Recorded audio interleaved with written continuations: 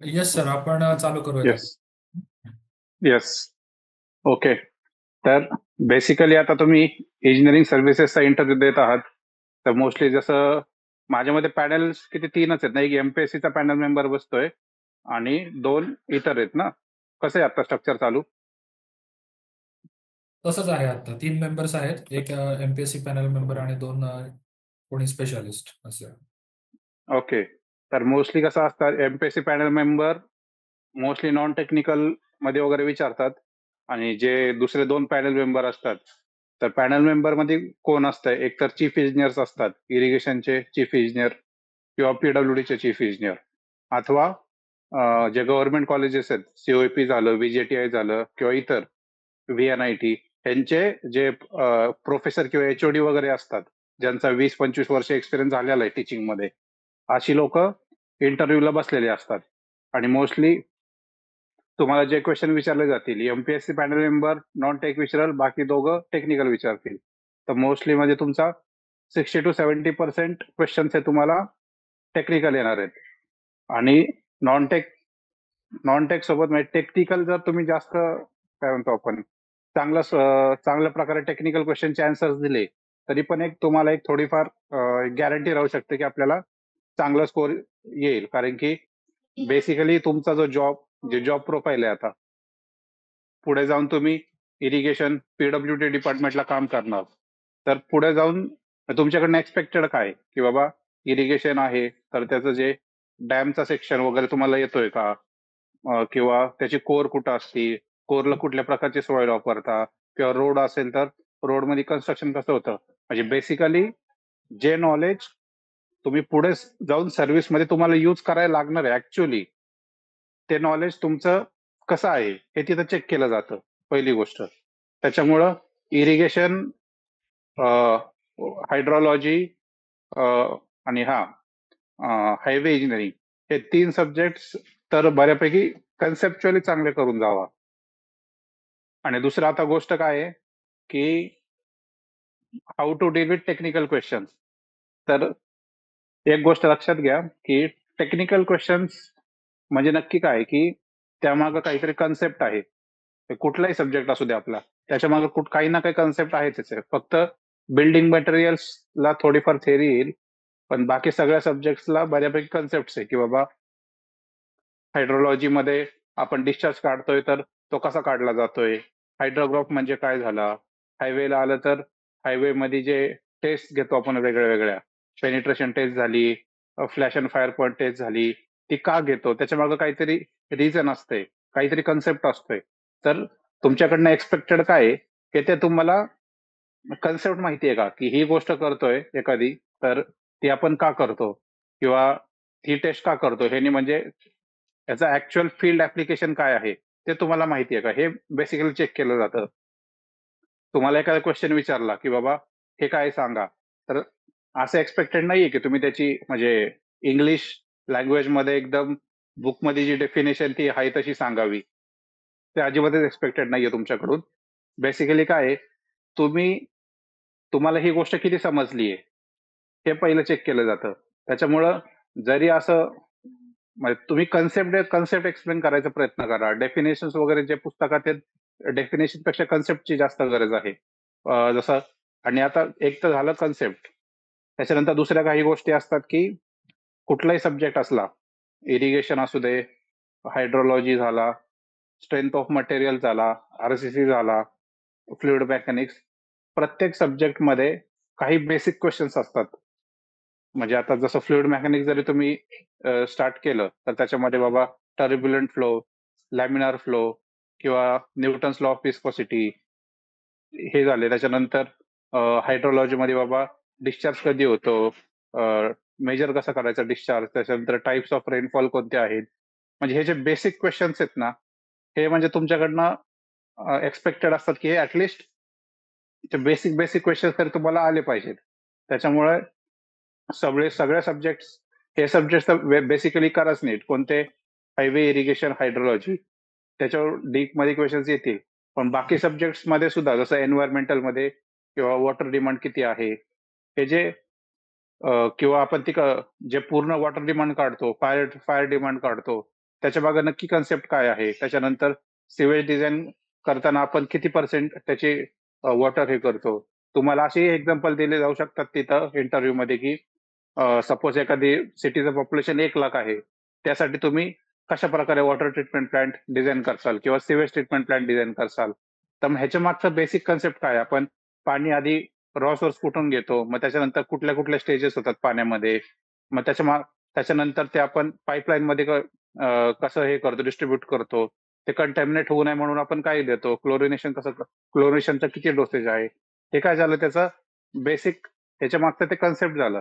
तर हे कन्सेप्ट तुम्हाला सगळ्या सब्जेक्टची माहिती असणं गरजेचं आहे. तुम्ही म्हणजे एखाद्या प्रश्नाचं उत्तर बाबा इंग्लिशमध्ये ऍज पर बुकिश देताय हे अजिबात एक्सपेक्टेड नाहीये. तर बेसिकली ह्याच्यावरती जास्त फोकस करा. परत दुसरे जसं आरसीसी झालं, तर ह्याच्यामध्ये डिझाईन्स आहे. फुटिंगचं डिझाईन, कॉलम डिझाईन, स्टेअरकेसचं डिझाईन झालं. परत त्याचं रिएन्फोर्समेंट डिटेलिंग असतंय की बाबा स्लॅबचं रिएन्फोर्समेंट डिटेलिंग कसं आहे, स्टेअरकेसचं कसं राहतंय, बीमला कसे आपण बार्स देतो, ते पण तुम्हाला बेसिकली माहिती पाहिजे. कारण की तिथेही तुम्हाला जर कॉलेजचे प्रोफेसर वगैरे असतील तर मोस्टली डिझाईन डिटेलिंग वगैरे पण विचारलं जातं. तर बेसिकली आपण जे डेव्हलपमेंट लेंथ कुठं देतो, का देतो, हे त्याच्या मागचे कन्सेप्ट असतात. ते तुम्हाला माहिती आहेत का नाही ते चेक करतात की बाबा स्टेअरकेसचं जे रिएन्फोर्समेंट आहे, तर ते आपण कसं देतोय, म्हणजे ते बेंड कुठं करतो, कुठं नाही करत, डेव्हलपमेंट लेंथ कुठं देतो, कॅन्टिलिव्हर बीम असेल तर कुठं देतो, सिम्पली सपोर्टेड असेल तर त्याच्यामध्ये नक्की काय करतो आपण, त्या गोष्टी तुम्हाला माहिती पाहिजेत. सेकंड थिंग की टेक्निकल क्वेश्चन्स मध्ये आहे ना, म्हणजे आता मी इंटरव्ह्यू घेतले, तर माहित नसेल तर बरेच लोक ब्लफ करतात की सर हे असं असेल, असं मला वाटतंय, की म्हणजे जे मनाला वाटेल ते उत्तर देत असतात. तर त्याच्यापेक्षा आहे ना, जर येत असेल, कारण की टेक्निकल क्वेश्चन मागे स्पेसिफिक रिझन, कन्सेप्ट आणि त्याचं स्पेसिफिक आन्सर असते. ते जर माहित असेल तर सांगा जे आन्सर येत असेल तर. नसेल माहित तर जर तुम्ही ब्लफ केलं, ते अजूनच जास्त तुमचा निगेटिव्ह इम्पॅक्ट पडतो तिथं. त्याच्यामुळं टेक्निकल जर कन्सेप्च्युअली आन्सर माहिती नसेल तुम्हाला, तर तुम्ही उगाच म्हणजे ब्लफ करू नका. सरळ सांगा की sorry sir I don't know, किंवा sir I will find it out वगैरे, असं काहीतरी उत्तर देऊन हे जावं. कारण की बरेच बरेच जण ते ब्लफ करताना मी बघितलं होतं. दुसरी गोष्ट, जे तुम्ही कधी कधी तुम्हाला सब्जेक्ट विचारतात की बाबा फेवरेट सब्जेक्ट कुठला, तर 2-3 सब्जेक्ट प्रिपेअर करा आणि त्या सब्जेक्ट्समध्ये एकदम म्हणजे त्या सब्जेक्टचा थरोली अभ्यास करून जावा सगळं पूर्ण. म्हणजे जो कुठला सब्जेक्ट तुमच्या आवडीने करा. शक्यतो इरिगेशन हायवे चांगल्या प्रकारे जर केला, जरी त्यांनी तुम्हाला विचारलं नाही की कुठला फेवरेट सब्जेक्ट आहे, तरी पॉसिबिलिटी आहेच आहे की ह्यावरती तुम्हाला क्वेश्चन्स विचारतील. कारण की पुढे जाऊन तुम्हाला हेच नॉलेज डेली बेसिसवर यूज करून तुम्हाला जॉब करायचा आहे. म्हणजे जर तुम्ही हायवे कन्स्ट्रक्ट करत आहात किंवा जर इरिगेशन डिपार्टमेंटला गेला, तर तिथं तुम्ही डॅमचं कन्स्ट्रक्शन चालू आहे किंवा कॅनल लाईनिंग चालू आहे, तर हे कन्सेप्ट तुम्हाला डेली बेसिसवर यूज करून तुम्हाला अप्लाय करायचे आहेत. तर तिथं जे चीफ इंजिनियर वगैरे असतील, ते तुमचं हेच नॉलेज चेक करतात की बाबा याला कन्सेप्च्युअली किती गोष्टी माहिती आहेत किंवा काय काय माहिती आहेत. फॉर एक्झाम्पल, आता एखादा रोड असेल की बाबा, मी एखादा इंटरव्ह्यू मध्ये पण हा क्वेश्चन विचारला होता. त्याचं speed limit 60 kilometre per hour आहे. आता तो ऑलरेडी रोड एक्झिस्टिंग आहे 2 सिटीजमध्ये. तर 60चं स्पीड लिमिट आपण आता 100 केलं, तर मग काय काय चेंजेस करायला लागतील. बेसिकली आपल्याला त्याचं जॉमेट्रिक डिझाईनच चेंज करायला लागतं पूर्ण. म्हणजे जे ट्रान्झिशन कर्व्स असतील, ट्रान्झिशन कर्व्स चेंज होतील. परत जे व्हर्टिकल कर्व असतील ते चेंज होतील. कारण की आपण साईड स्टॉपिंग डिस्टन्स प्रमाणे व्हर्टिकल कर्व डिझाईन करतो. स्पीड लिमिट चेंज झालं साईड स्टॉपिंग डिस्टन्स पण चेंज होतं. त्याच्यामुळे जे कर्व्स आहेत ते स्मूथर करायला लागतात. किंवा जे टर्निंग रेडियस असतील त्या रोड्सवरती, त्या टर्निंग रेडियस जे कमी असतील ते आपल्याला रेडियस इन्क्रीज करायला लागतो. कारण की हायर स्पीडला आपण म्हणजे स्पीड जास्त झालं तर आपला सेंट्रिफ्युगल फोर्स वाढतो. त्याच्यामुळे रेडियस जो आपला हे आहे, सेंट्रिफ्युगल फोर्स काय जो आहे आपल्याला कमी करायचा, त्याच्यामुळे रेडियस इन्क्रीज करायला लागतात. ट्रान्झिशन कर्व्हच्या लेंथ इन्क्रीज होतात. तर हे त्याच्या मागचे कन्सेप्ट आहे बाबा. हा एक क्वेश्चन विचारला जातो तुम्हाला की बाबा स्पीड वाढवलं तर नक्की काय करायला लागेल. तर बेसिकली तुम्ही कन्सेप्च्युअली अभ्यास करा, त्याच्या मागचं रिझन फाइंड करा की तुम्हाला नक्की कुठल्या कन्सेप्टवर ते क्वेश्चन विचारलेला आहे. तर अशा प्रकारे म्हणजे माझं असं सजेशन राहील की तुम्ही कुठल्याही क्वेश्चन जास्तीत जास्त त्याच्या मागचे कन्सेप्ट आणि रिझन ते देऊन आन्सर द्यायचा प्रयत्न करा. उगाच ब्लफ ब्लफ करू नका कुठल्याही आन्सर्सला. परत अजून कोणाचे काय क्वेश्चन्स वगैरे असतील तर ते पण विचारा, आपण मग त्यातनं अजून डिस्कशन होईल. येस प्लीज, कोणाचे काही क्वेश्चन्स असतील तर चॅट बॉक्समध्ये तुम्ही विचारू शकता.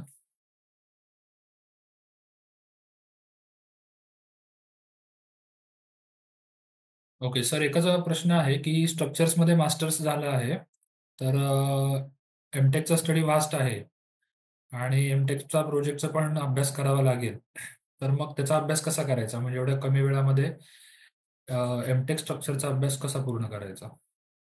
ओके, तर पहिली गोष्ट आणि एमटेक मध्ये तो सध्या वर्किंग पण आहे, तर त्याचं कन्फ्युजन हे आहे की मग वर्क रिलेटेड क्वेश्चन्स येतील की एमटेक रिलेटेड क्वेश्चन्स येतील. पण वर्किंग स्ट्रक्चर फील्ड मध्येच आहे की दुसरीकडे कुठं आहे? नाही, तो दुसऱ्या फील्डमध्ये आहे वर्किंग. अच्छा, कुठलं फील्ड आहे सांगू? त्याचं तो एका प्रायव्हेटमध्ये आहे, वॉटर सप्लायशी रिलेटेड त्याचं आहे. ओके, मग तसं असेल तर मोस्टली मग तुम्ही जर सांगताना तिथं सांगा की मी मी अशा अशा ठिकाणी वॉटर सप्लाय मध्ये जॉब करत आहेत, तर मोस्टली जॉबवर क्वेश्चन्स येतील. आणि स्ट्रक्चर्स वरती जरी क्वेश्चन्स आले तर फर्स्ट प्रायोरिटी राहील तुमचा प्रोजेक्ट काय केला आहे, प्रोजेक्टचा जो टॉपिक आहे की म्हणजे कशा रिलेटेड आहे. तुम्ही सांगू शकाल का टॉपिक? मी तुम्हाला सांगू सांगू शकतो कुठले क्वेश्चन्स येऊ शकतील त्याच्यावर. प्रोजेक्टचा काय टॉपिक होता? प्रोजेक्ट नाही, त्यांचा रिप्लाय येत नाहीये. आय गेस त्यांचा अर्थक्वेकशी रिलेटेड हा, होता. ओके. हम्म. हा, ठीक आहे. आता अर्थक्वेक रेजिस्टन्स आलं तर बेसिकली मग त्याच्यावरती तुम्हाला काय काय क्वेश्चन अर्थक्वेक झोन्स विचारले जाऊ शकतात. कोणते कोणते आहेत? महाराष्ट्रामध्ये कुठले अर्थक्वेक झोन्स आहेत? कोयना डॅम पाशी कोणता येतो? हे झालं. त्याच्यानंतर अर्थक्वेक म्हणजे अजून काय येतं बेसिकली, की रिस्पॉन्स स्पेक्ट्रम काय आहे? अर्थ हा झाला, किंवा टाइम हिस्ट्री रिस्पॉन्स स्पेक्ट्रम मध्ये काय डिफरन्स येतो. तर हे बेसिकली जे काय म्हणतो म्हणजे अर्थक्वेकला जाताना किंवा मॅक्झिमम कन्सिडर अर्थक्वेक काय, डिझाईन बेसिस अर्थक्वेक काय, हे जे इनिशियल जे क्वेश्चन्स आहेत म्हणजे कुठलाही सब्जेक्ट स्टार्ट करताना जे बेसिक क्वेश्चन्स असतात तेवढे करून जा, बेसिक वाले. कारण की बेसिक्स मोस्टली विचारू शकतात. दुसरा एक क्वेश्चन आहे सर, की पीएसयू मध्ये सध्या वर्किंग आहे कॅन्डिडेट, तर हम्म. एनओसी द्यावं लागतं का डॉक्युमेंट व्हेरिफिकेशन करताना? हम्म, त्यांनी तुम्हाला इंटरव्ह्यू साठी एक लेटर पाठवलं असेल ना, त्याच्यामध्ये ते पूर्ण पॉइंट्स मेन्शन असतात त्यांचे, त्याच्यात मेन्शन केलंय का त्यांनी तसं? नाही, मला काही अंदाज नाही त्याच्याबद्दल. हा, मग ते त्याच्या म्हणजे जर मेन्शन असेल तर द्यावं लागेल. एमपीएससीचं जे कॉल लेटर आहे ना, त्याच्या मागे पूर्ण पॉइंट्स असतात की काय असेल डॉक्युमेंटची तर लिस्ट तर ते असते. Yes, yes. हा हा, त्याच्यामध्ये असेल तरच आणायचं, नसेल लिहिले तर नाही गरज मग. वॉटर डिपार्टमेंट रिलेटेड काय क्वेश्चन्स असू शकतात जर WRD मध्ये सीईए म्हणून काम करतोय, आणि बरेचसे कॅन्डिडेट्स आपले असे होते मॉक इंटरव्ह्यूच्या वेळी की जे सीईए म्हणून काम करतायत. ओके, तर एक तर तुमच्या डिपार्टमेंटची हायरार्की, डिपार्टमेंट काय आहे, त्याच्यानंतर वॉटर रिसोर्सला आहे तर त्याच्याबद्दल तुमचे मंत्री कोण आहेत वॉटर रिसोर्सचे, हा एक म्हणजे मोस्टली विचारतात जनरली क्वेश्चन्स. त्याच्यानंतर तुमचं जॉब प्रोफाईल विचारलं जातं. सीईए जरी असेल तरी प्रत्येक म्हणजे याच्यानुसार पोस्टनुसार, म्हणजे पोस्ट सेम असली तरी फील्डनुसार जॉब बदलतो. कुठे फक्त मेंटेनन्सचं काम असतात, कुठे एखादं नवीन कन्स्ट्रक्शन चालू असतंय, कुठं कॅनलचं असेल, कुठे एखादा अर्धन डॅम चालू असेल.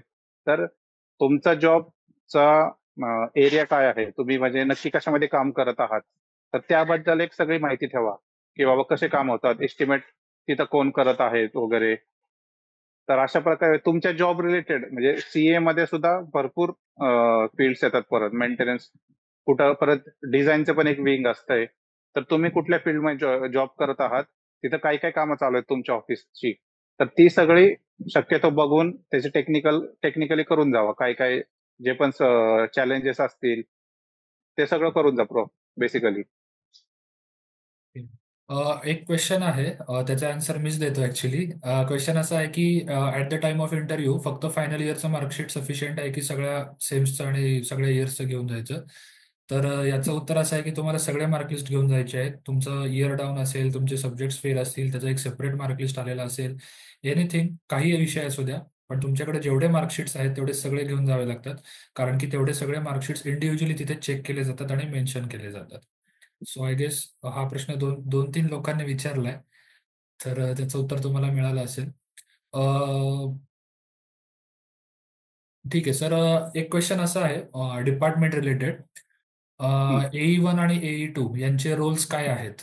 असा एक क्वेश्चन आहे जो ऍक्च्युली इंटरव्ह्यू मध्ये विचारला गेलेला आहे याच्या आधी. बेसिकली A2 म्हणजे असिस्टंट इंजिनियर ग्रेड 2. हा मोस्टली फील्डवरची कामं बघतो सगळे. एखादं वर्क आहे तर त्याचं एस्टिमेट बनवणं पूर्ण. एस्टिमेट A2 बनवतो, AE1 किंवा जो डेप्युटी इंजिनियर बनतो तो चेक करतो. त्याच्यानंतर एस्टिमेट झाल्यानंतर पूर्ण जेव्हा ऍक्च्युअल वर्क स्टार्ट होतं तर पूर्ण साईटवरती जाऊन, म्हणजे जसं रोडचं काम असू दे, डॅमचं चालू आहे, ऍज पर एस्टिमेट आणि as per the specification contractor ते काम करत आहे का ते चेक केलं जातं. म्हणजे जर थिकनेस, सपोज रोडची थिकनेस 150 ची दिलेली आहे क्रशची, तर 150 चं क्रश दिलंय का नाही हे बघण्याचं काम ह्याचं आहे, AE2 चं आहे. म्हणजे AE2 किंवा ज्युनियर इंजिनियर त्या दोघांची कामं सेमच आहेत, फक्त ते आपलं प्रमोशन मध्ये नंबर ऑफ इयर जे असतात ते बदलतात. आणि AE2 हा राजपत्रित अधिकारी येतो आणि JE अराजपत्रित येतो. हाच बेसिकली डिफरन्स आहे. नेक्स्ट आहे की त्याचे जे मेजरमेंट्स आहेत, कॉन्ट्रॅक्टरनी जे काम केलं आहे त्याचं, बाबा रोड लेंथ केली आहे 500 मीटर, तर मेजरमेंट बुक मध्ये ते मेजरमेंट लिहायचे सगळे, कारण की त्या मेजरमेंट वरनच आपण त्यांना बिल पे करतो. तर मेजरमेंट लिहायचं काम AE2 चं आहे किंवा ज्युनियर इंजिनियरचं, आणि ते चेक करायचं काम ते AE1 चं किंवा डेप्युटी इंजिनियरचं आहे. तर बेसिक AE2 किंवा ज्युनियर इंजिनियर हे ऑन फील्ड जाऊन काम बघतात सगळं, आणि त्याचं त्यांनी ते काम बरोबर. एकच मिनिट.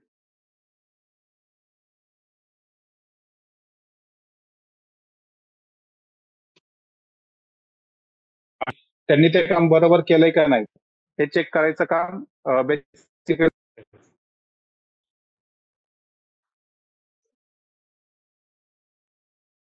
तर बेसिकली इन शॉर्ट सांगायचं झालं तर ऑन फील्ड एक्झिक्युशनचं काम AE2 चं आहे आणि त्याचं चेकिंग, ते चेक करायचं काम AE1 चं आहे.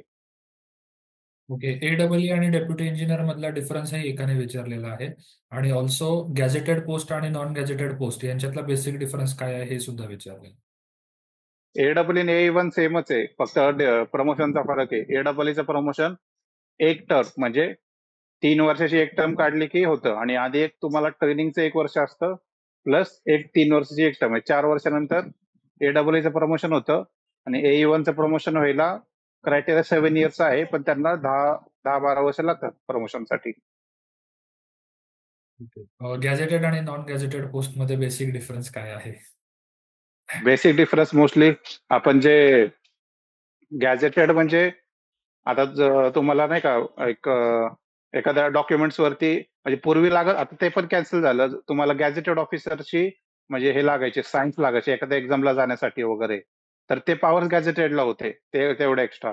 नॉन, किंवा आपण एखाद्या कॉलेजच्या किंवा स्कूलच्या प्रिन्सिपलचा स्टॅम्प आणायचो की हे डॉक्युमेंट्स म्हणजे खरे आहेत, तर तो जो शिक्का असतो तो आपण गॅझेटेड ऑफिसरचा शिक्का घेतो, म्हणजे कुठलाही पण डॉक्युमेंट व्हेरीफाय करण्यासाठी. तर बेसिकली तो फरक होता. म्हणजे गॅझेटेड म्हणजे काय होतं की बाबा आपण त्यांच्या शिक्क्याने एखादा डॉक्युमेंट आपण हे करायचो की दिस इज, आपण किंवा ट्रू कॉपी म्हणतो ना, पण तुम्ही ट्रू कॉपी केली असेल कॉलेजसाठी किंवा हे, तर जी ट्रू कॉपी करायची पॉवर आहेत ना ते गॅझेटेड ऑफिसरला असती, नॉन गॅझेटेडला नसते ती पॉवर. ठीक आहे. हा एक क्वेश्चन बऱ्याच विद्यार्थ्यांचा आलेला आहे की 4-5 वर्षांपासून अभ्यास करतोय, तर कोणते क्वेश्चन्स एक्सपेक्टेड आहेत अशा वेळेस? आणि फक्त ते स्टडीज करतायत, म्हणजे त्यांनी जॉब कुठे केलेला नाहीये, फक्त ते अभ्यासच करतायत, तर कशावरती येऊ शकतात क्वेश्चन्स? मोस्टली मग त्यांना म्हणजे जसं जो पॅनेल मेंबर बसलाय तो त्याच्या, म्हणजे जर ज्यांनी फक्त स्टडी केलं त्यांना कुठल्याही टॉपिकवर क्वेश्चन येऊ शकतात, आणि त्यातल्या त्यात जे पॅनल मेंबर्स आहेत आता चीफ इंजिनियर इरिगेशनचा असेल तर तो इरिगेशनच्या विषयावर, एखादा कॉलेजचा एचओडी बसला असेल कुठल्या तरी, तो कॉलेजमध्ये एन्व्हायरमेंटल इंजिनिअरिंग शिकवत असतील किंवा फ्लुइड मेकॅनिक्स शिकवत असतील, तर ते मग त्यांच्या रिलेटेड क्वेश्चन्स विचारतील. मग त्यांना मोस्टली मग सगळंच प्रिपेअर करावं लागेल. आणि त्यातल्या त्यात हे जे इम्पॉर्टंट सब्जेक्ट प्रिपेअर करताना पण हायरार्की ठेवायची. इरिगेशन हायवे पहिलं, त्याच्यानंतर वॉटर रिसोर्स मधले बाबा अजून काय हायड्रोलॉजी आलं, हे सेकंड आले, नंतर एन्व्हायरमेंटल. त्या हायरार्कीनी प्रिपरेशन ठेवा तुमची, म्हणजे हे सब्जेक्ट झालेच पाहिजे चांगले पहिले. त्याच्यानंतर बाकी जसं स्टील स्ट्रक्चर वरती एवढं शक्यतो विचारत नाही, एखादा क्वेश्चन आला तर येऊ शकतो, तर तो शेवटी ठेवा. तर असं तुम्ही हायरार्कीनी, जर टाइम असेल तर सगळेच करून जा, जर कमी टाइम असेल तर स्टार्ट करताना हायवे इरिगेशन इकडून स्टार्ट करा. ओके. स्ट्रक्चर अनालिसिस वरती कसे क्वेश्चन्स असतील?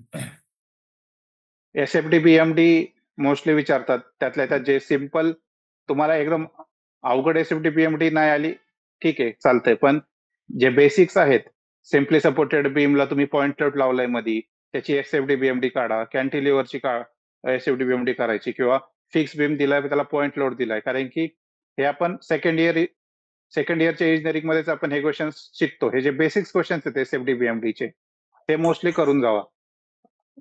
आणि बाकी स्ट्रक्चर मध्ये असं थेअरी पार्ट नाहीये, एसएफडी बीएमडीच विचारतील, किंवा बाकी अजून अजून तरी स्ट्रक्चरचे इतके काही क्वेश्चन्स नाहीये. आरसीसी मध्ये वगैरे डिझाईन्स वगैरे विचारू शकतील, की डिझाईन स्टेप्स काय किंवा डिझाईन कसं करायचं वगैरे, किंवा प्रीस्ट्रेस कॉन्क्रीट काय, इकडे एक थोडंफार विचारतील. पीडब्ल्यूडी मध्ये जेई म्हणून काम करतायत, तर काय क्वेश्चन्स असू शकतात जनरली? मोस्टली जेई म्हणजे तुम्ही कुठं काम करत आहात आणि काय करत आहात, ते बेसिकली इम्पॉर्टंट आहे. म्हणजे तुम्ही मेंटेनन्सला आहात का कन्स्ट्रक्शन वर्क्स बघत आहात, मग त्या रिलेटेड सगळंच विचारलं जाईल, की बाबा रोड्स मध्ये असाल तर कुठले कुठले लेयर्स येतात, ते G1 G2 आपण करतो, एमपीएम कार्पेट, तर कार्पेटला किती पर्सेंट ब्युटिमेंट लागेल, म्हणजे तुमच्या फील्डवर जे ज्या गोष्टी येतील ते सगळे विचारले जातील. रेट अनालिसिस किंवा एस्टिमेट तुम्ही बनवलंय का, मेजरमेंट बुक्स मध्ये रिडिंग्स लिहिलेत का, त्याचे काय रूल्स आहेत लिहायचे, कधी लिहिले पाहिजे वगैरे. तुमचं ऑन फील्ड जे पण काम होत आहे ते तुम्ही व्यवस्थित करून जावं सगळं. मोस्टली त्याच क्वेश्चन विचारले जातील. ओके. आर्च ब्रिज आणि आर्च डॅम याच्यावरती काही क्वेश्चन्स आहेत, तर त्याच्याबद्दल काही सांगता येईल का? मोस्टली आर्च ब्रिजेस तुमचं इरिगेशनच्या बुकमध्ये जवळपास जे जे बेसिक्स आहेत ना, तेवढं करून जावा. त्याच्यामध्ये बाबा आर्च ब्रिज काय आहे ते, म्हणजे आता क्वेश्चन्स जर तुम्ही असे विचारायला नाही एक एक आर्च ब्रिज आर्च डॅम काय, त्या इनफायनाईट क्वेश्चन्स आहेत. मग तेवढं आपलं म्हणजे जे क्वेश्चन्स बुकमध्ये भेटत असतील ना, मग ते तुम्ही तिथून हे करा, किंवा इन जनरल क्वेश्चन असतील बाबा काय विचारलं जाऊ शकतं, किंवा कुठल्या ह्याच्यामधलं, ते तसले क्वेश्चन जास्त घेऊ, कारण की हे क्वेश्चन इनफायनाईट आहे, कधी संपणार नाही. जर प्रत्येक एक एक क्वेश्चन काढायचा झाला तर मग लिस्ट खूपच मोठी जाईल. माझा रोड आहे रोड जातो कुठे तुमचे जे क्वेश्चन्स असतील ते तुम्ही चॅट बॉक्समध्ये टाईप करा, डायरेक्टली तुम्ही विचारू नका. तसं झालं तर मग सगळेच जण विचारतील आणि खूप गोंधळ होईल, त्याच्यामुळे तुम्ही चॅट बॉक्समध्ये टाईप करा. ते कोणीतरी क्वेश्चन विचारत डिझाईन स्टेप्स विचारतात का, तर हो विचारतात, विचारलेले पण आहेत आधीच्या मुलांना. आमच्या बॅच मध्ये तर विचारले होते. ओके. एक क्वेश्चन असा आहे की टेक्निकल क्वेश्चन्सचं आन्सर देणं एक्सपेक्टेड आहे, पण जर ऑन दी स्पॉट आन्सर आलं नाही तर क्वेश्चन टॅकल कसा करायचा? म्हणजे दिस इज व्हेरी ब्लफ क्वेश्चन. एकच रूल आहे, ब्लफ करायचा नाही. येत नसेल तर, किंवा कधी कधी असं होतं तुम्ही ते रीड केलेलं असतंय, पण ऑन द स्पॉट तुम्ही जरासं नर्वस किंवा प्रेशर मध्ये असतं, तर त्या मोमेंटला तुम्हाला आठवत नाही. तर जे काय ते खरं सांगा, की सर ह्याच्याबद्दल वाचलं होतं पण सध्या मला आठवत नाही, हे सांगितलं तरी ओके. पण तुम्ही उगाचच काहीतरी सांगत बसता, सर मला असं वाटतं की असं असं असेल, मग हे तुमचं निगेटिव्ह इम्प्रेशन पडेल. जर नसेल येत तर नाही माहीत सांगा. कधी कधी आठवत नसेल तर तसंही सांगा, सर मी वाचलं होतं पण सध्या मला आठवत नाहीये. ते पण ओके. म्हणजे काय, सगळ्यांनाच काय सगळे क्वेश्चन्स येत नसतात. 50% जवळपास तिथं अॅक्युरेसी असते, 50% येत नाही, 50% क्वेश्चन्स येतात. तर आणि घाबरून जाऊ नका, नाही आले तरी ठीक आहे. एक क्वेश्चन असा आहे, यांचं म्हणणं आहे की ह्या पॅनलने विचारलेला प्रश्न आहे की आपण अर्थक्वेक झोनमध्ये डॅम कन्स्ट्रक्ट करतो का? आणि कोयना डॅम अर्थक्वेक झोनमध्ये कन्स्ट्रक्ट का केलाय? अर्थक्वेक झोन जर बघितले तुम्ही आता, तर जसं जास्त कुठं आहेत, हिमालयाज मध्ये आहेत, इथं सह्याद्रीज मध्ये आहेत.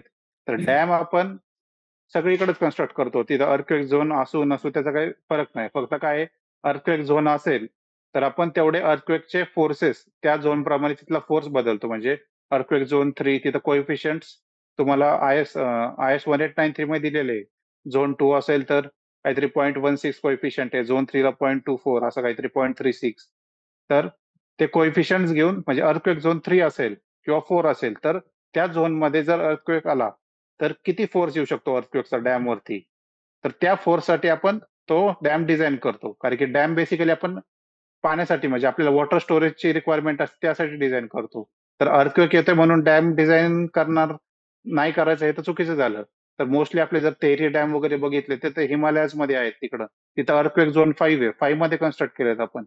तर बेसिकली अर्थक्वेक झोन असेल तर आपल्याला काय करावं लागतं त्याच्यासाठी डिझाईन करावं लागतं. म्हणजे खर्च इन शॉर्ट काय होतं त्याची कॉस्ट वाढते. बस तेवढंच आहे. बाकी काही नाही. ओके.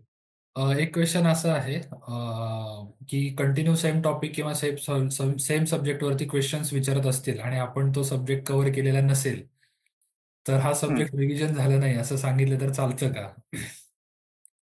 हां, चालतं. जे काय ते तुमची ऑनेस्टी पण तिथं चेक चेक होतीच. कधी-कधी मुद्दामून सुद्धा तुम्हाला विचारले जातात. तेच क्वेशन्स की बाबा कारण की तिथं सांगताना मुलं स्ट्रेंथ विचारतात आधी. तर सांगतात, "सर मी ऑनेस्ट आहे, हार्डवर्किंग आहे." मग ते कधी-कधी एखादा पॅनल चेक पण करतो, की खरंच तुम्ही जे बोलला, की ऑनेस्ट आहे. ते खरंच ऑनेस्ट आहे की नाही? ते कसं चेक करणार? की बाबा एखादं जे येत नाही तेच रिपीटेड कधी-कधी विचारत राहतात. तर तुमचा रिस्पॉन्स चेक केला जातो. तुम्ही कसं रिस्पॉन्ड करताय त्या सिच्युएशनला. तर मोस्टली जे असेल ते सांगायचं. जास्त घाबरायचं नाही. ओके. सिंपल सिंपल क्वेश्चन्स खूप येत आहेत चॅट बॉक्समध्ये, पण मला असं वाटतं की जर तुम्ही बेसिक लॉजिक जरी अप्लाय केलं, म्हणजे मी असं म्हणत नाही की अभ्यास, बेसिक लॉजिक जरी अप्लाय केलं तरी तुम्हाला तशा क्वेश्चन्सची उत्तरं येऊ शकतात. जसं की डॅम आपण कुठे कन्स्ट्रक्ट करतो, फॉल्ट लाईनवरती डॅम कन्स्ट्रक्ट केला तर चालतं का, वगैरे वगैरे. पण हे अतिशय सिंपल क्वेश्चन्स आहेत. तुम्ही थोडंसं स्टँडर्ड बुक्स जरी रेफर केले तरी तुम्हाला याची उत्तरं सापडतील. कन्स्ट्रक्शन मॅनेजमेंट वरती काही क्वेश्चन्स येऊ शकतात का? हो, येऊ शकतात. सीपीएम काय, पट काय किंवा कोणती मशिनरी बाबा तुम्ही यूज कराल. म्हणजे पॉवर शो, बॅक हो बाबा हा कधी यूज होतो? कुठलं काम करायचं असेल तर कुठलं? ते फक्त एक वर करा. त्यातल्या त्यात सीपीएम पर्ट बेसिकली बाबा सीपीएम म्हणजे क्रिटिकल पाथ मेथड कधी वापरतात किंवा पर्ट कधी वापरतात? हे बेसिक क्वेशन्स येतात सीपीएम पर्टचे. मोस्टली अर्थक्वेक आपण जे इक्विपमेंट्स आहेत अर्थ इक्विपमेंट्स त्याच्यावरती कमी येतात. पण त्यातल्या त्यात एक बेसिक बघून जावा, की जेसीबी म्हणजे आपण जे म्हणतो किंवा बॅकहो, पॉवर शॉवेल हे नक्की काय काम करतं असं. Okay. MTech in environmental engineering. तर काय आपल्या एक्सपेक्ट असतील क्वेश्चन्स? पहिलं तर प्रोजेक्ट नंतर जे आता एन्व्हायरमेंटल रिलेटेड जे आता इश्यूज चालू आहेत त्याच्यावरती एक क्वेश्चन्स येऊ शकतील तुमच्या एन्व्हायरमेंटल मध्ये केलं आहे तर. आणि टेक्निकली जर बघायचं झालं तर तेच पूर्ण तुमचं म्हणजे एन्व्हायरमेंटल मध्ये पहिलं काय असतं आपलं वॉटर ट्रीटमेंट, त्याच्यानंतर सिवेज ट्रीटमेंट, त्याच्यानंतर एअर पोल्युशन वरती ज्या पण काही गोष्टी आहेत त्या सगळ्या म्हणजे एन्व्हायरमेंटचं तुमचं स्पेशलायझेशन प्रोजेक्ट आणि रिलेटेड म्हणजे पूर्ण सब्जेक्ट तुम्ही व्यवस्थित करून जावा. त्यातल्या त्यात water treatment plant, sewage treatment, BOD काय, सीओडी काय. तर ह्या बेसिक क्वेश्चन तर आले पाहिजेत, की डिझॉल्व्ह ऑक्सिजन म्हणजे काय, बीओडी काय आहे, सीओडी काय. हे बेसिक बेसिक तरी सगळं करून जावं आणि प्रोजेक्ट चांगला करा. ओके. एक आता अधिवेशन चालू आहे, तर त्याच्याबद्दल काही प्रश्न विचारले जातील का? हा, नॉन टेक्निकल मध्ये जे एमपीएससी पॅनल मेंबर आहेत तर त्यांनाही म्हणजे आता ते विचारू शकतात. तुम्ही न्यूजपेपर वाचत जरी राहिला रोजचा तरी पण माझ्या मते तुम्ही ते क्वेश्चन्स टॅकल करू शकता. ओके. हे असे जनरल क्वेश्चन्स बऱ्याच स्टुडंट्सनी विचारलेले आहेत, की हे विचारू शकतील का, ते विचारू शकतील का, फॅमिली बॅकग्राऊंडचं विचारतील का, फार्मिंगवरचे क्वेश्चन्स विचारतील का. तर एक गोष्ट लक्षात घ्या, इंटरव्ह्यू हा चौफेर असतो. त्याच्यामध्ये बरेचसे प्रश्न विचारले जातात जे तुमच्या व्यक्तिमत्वाचा भाग असतात. मग तुम्ही किती एथिकल आहात याच्यासाठी ते करप्शन बद्दल विचारू शकतात किंवा तुम्हाला तुमच्याबद्दल अवेअरनेस आहे की नाही याच्याबद्दल तुमच्या प्रोफाईलवरती क्वेश्चन्स विचारले जाऊ शकतात. त्याच्यामुळे हा प्रश्न येईल का, जर तो तुमच्याशी संबंधित असेल तर तो नक्कीच विचारला जाईल. अशीच तुम्ही अपेक्षा ठेवून इंटरव्ह्यूची तयारी करायला पाहिजे.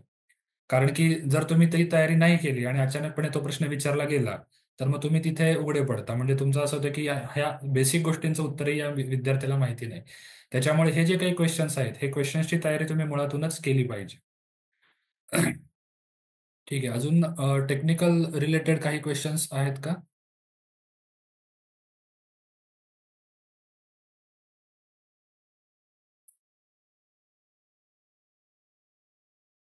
आवाज येतो का माझा? हो, आवाज आहे सर, आवाज आहे. I am just reading the questions. Okay. Private job केला असेल साईटवर तर कोणते क्वेश्चन्स एक्सपेक्टेड आहेत? वन्स अगेन तुमचा जो रोल असेल त्याच्यावरती तुम्ही प्रिपरेशन करायला हवं. जनरली तुम्हाला तेच विचारले जातील प्रश्न.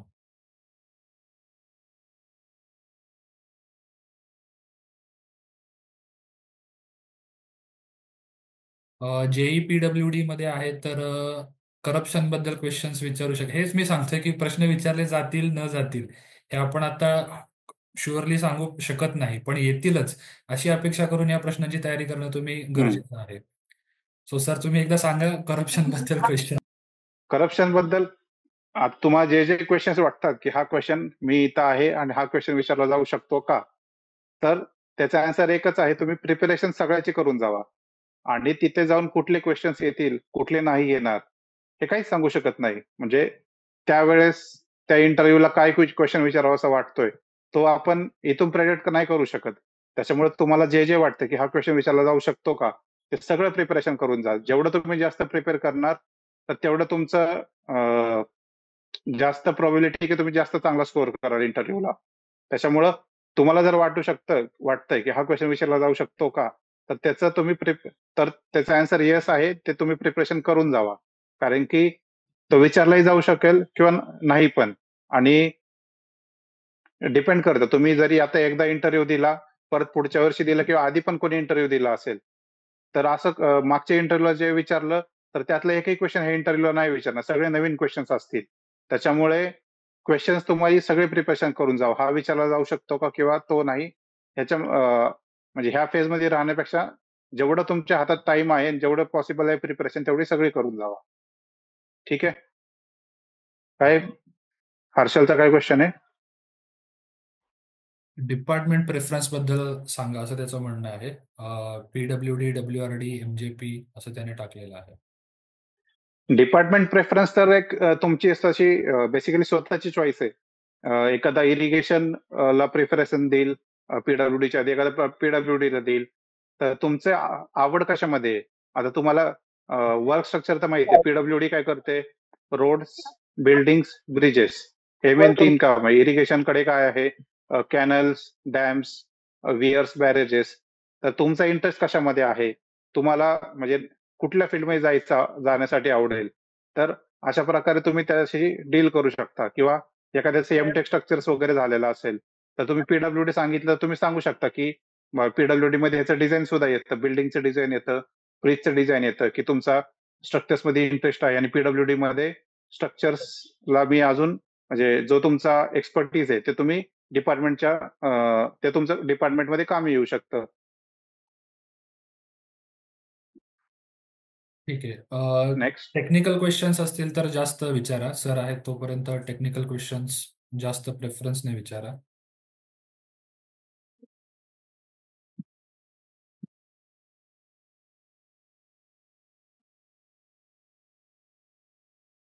सॉइल मेकॅनिक्स वरती सर काय क्वेश्चन्स एक्सपेक्टेड आहेत?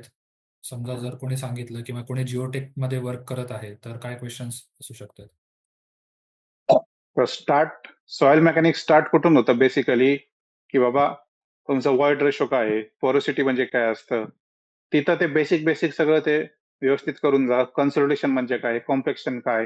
आणि जर इंटरव्ह्यू पॅनलचा जर फेवरेट क्वेश्चन कुठला झाला, तर active pressure, passive pressure, at rest pressure. हे म्हणजे आता काय क्वेश्चन होता त्यांचा परत? जिओटेक सॉइल मेकॅनिक्स जर हा याच्यावरती काही ओके. क्वेश्चन्स विचारले तर ते कसे असतील? कन्सोलिडेशन कॉम्पॅक्शन मधला डिफरन्स काय? Active pressure, passive pressure, at rest pressure. हा बेसिकली एमपीएससीच नाही, कुठलाही इंटरव्ह्यूज आहे ह्याच्यावरती शक्यतो क्वेश्चन विचारले जातात. त्याच्यानंतर प्लेट बेरिंग टेस्ट किंवा म्हणजे आपण सॉइलची जी सेफ बेरिंग कॅपॅसिटी ती कशी फाइंड करतो शॅलो फाउंडेशन मध्ये, डीप फाउंडेशन मध्ये, हे जे बेसिक क्वेश्चन्स आहेत सगळ्या टॉपिकवरचे ते व्यवस्थित करून जावा.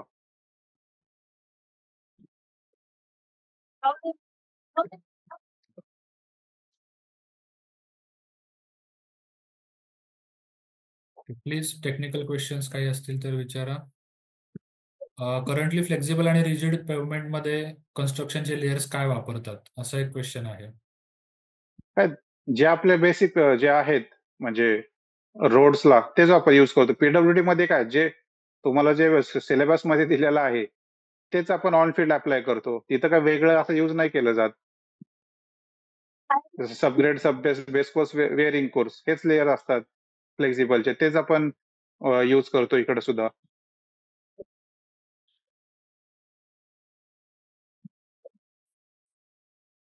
ओके, वन्स अगेन प्रेफरन्सचा क्वेश्चन आलेला आहे, तर तुम्ही काय प्रेफरन्स देता त्याचं रिझन तुमच्याकडे असायला हवं. ते रिझन प्रत्येकाचं व्हॅरी होतं आणि ते आपण जनरल मधून डिस्कशन त्याचं करू शकत नाही. आता मी एकाचा क्वेश्चन येतो टॅग कोड, सिल कोड वगैरे, प्राईम कोडची यूज.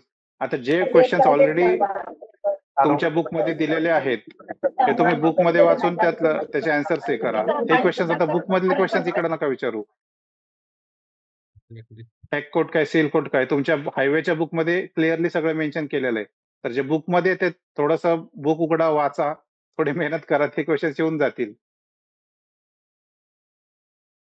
आणि पीडब्ल्यूडी बद्दल आणि इरिगेशन बद्दल ज्या लोकांना जास्त माहिती हवी असेल ना, तुम्ही गुगलवरती जा, पीडब्ल्यूडी महाराष्ट्र किंवा pwd.gov.in केलं ना, पीडब्ल्यूडीची वेबसाईट ओपन होते. सेम इरिगेशनची पण वेबसाईट आहे. त्याच्यावरती गेलं की प्रोजेक्ट कोणते चालू आहेत, डिपार्टमेंटची हायरार्की काय आहे, सगळी त्याचा मंत्री कोणी, तुम्हाला डिपार्टमेंट बद्दलची सगळी माहिती तुम्हाला पीडब्ल्यूडीची वेबसाईटवर भेटेल. परत इरिगेशनच्या वेबसाईटवरती पण इरिगेशनची, प्लस एमजेपीची पण माझ्या वेबसाईट आहे. वेबसाईटला जा, एक अर्धा एक तास स्क्रोल करा वेबसाईट वरती, जे जे तुम्हाला इम्पॉर्टंट वाटतंय ते नोट डाऊन करून ठेवा. वेबसाईट वरती बऱ्यापैकी माहिती भेटून जाईल सगळी. वॉटर सप्लाय आणि सॅनिटेशन डिपार्टमेंट जे आहे तर त्याच्याबद्दल काही क्वेश्चन्स. मोस्टली ते एन्व्हायरमेंटल रिलेटेडच येतील ना. वॉटर सप्लायला काय, वॉटर ट्रीटमेंट प्लांट, ट्रीटमेंट आपण कसं करतो, प्रोसेस काय पूर्ण, मग ते प्रोसेस वरती पूर्ण क्वेश्चन्स येऊ शकतील, किंवा सिवेज ट्रीटमेंट वरती त्याबद्दलचे सगळे क्वेश्चन्स येतील. त्याचं जे डिपार्टमेंट आहे, डिपार्टमेंटच्या वेबसाईटला जाऊन एकदा तिथे चेक करा की प्रोजेक्ट काय काय चालू आहे, त्याच्यावरती काही क्वेश्चन्स येतील. ओके, आणि या डिपार्टमेंट मधल्याच AEEच्या पोस्ट आहेत, तर त्यांच्या काही रिस्पॉन्सिबिलिटीज बद्दल सांगता येईल का? एडब्ल्यू म्हणजे डेप्युटी इंजिनियरच असतो, फक्त फरक एवढाच असतो की प्रमोशन लवकर होतं. त्याच्यामुळं ज्या पण डेप्युटी इंजिनियरच्या रिस्पॉन्सिबिलिटी आहेत, आपण ज्या सांगितलं की जो AE2 किंवा JE आहे त्याचं एक्झिक्युशन करून घ्यायचं काम असतं आणि ते चेक करायचं, 100% चेकिंगचं काम डेप्युटी इंजिनियरचं असतं.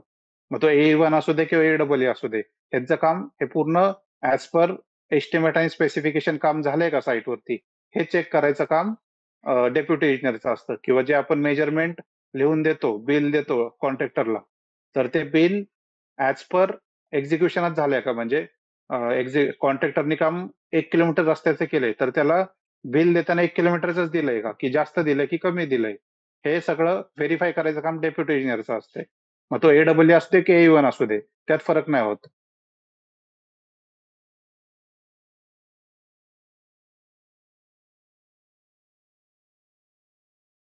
एक सार्वजनिक बांधकाम ते वगळून आहे ना, ते MSRDC जे आपलं डिपार्टमेंट, ते पीडब्ल्यूडीचाच पार्ट आहे. त्याला आपण सार्वजनिक बांधकाम, ते उपक्रम वगळून असं त्याला मेन्शन करतो. MSRDC सुद्धा एकदा वेबसाईट ओपन करा, तिथं पहिलं ते तुम्हाला तेच सेंटेन्स दिसेल.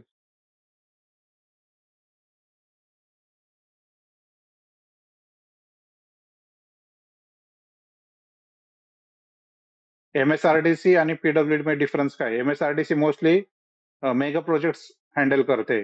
जसं पुणे रिंग रोड झाला, पुणे मुंबई एक्सप्रेसवे, समृद्धी महामार्ग आणि पीडब्ल्यूडी आपले ओडीआर, एमडीआर, स्टेट हायवे असे रोड्स, एमडीआर आणि स्टेट हायवे बेसिकली ते पीडब्ल्यूडी करते आणि जे मेगा प्रोजेक्ट ते एमएसआरडीसी करते.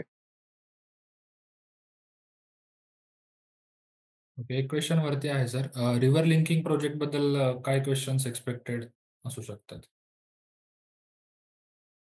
क्वेश्चन्स ह्याच्यावरती तुमचं बाबा मत विचारलं जाऊ शकतं की तुम्हाला काय वाटतं, केलं पाहिजे नाही केलं पाहिजे, योग्य का अयोग्य.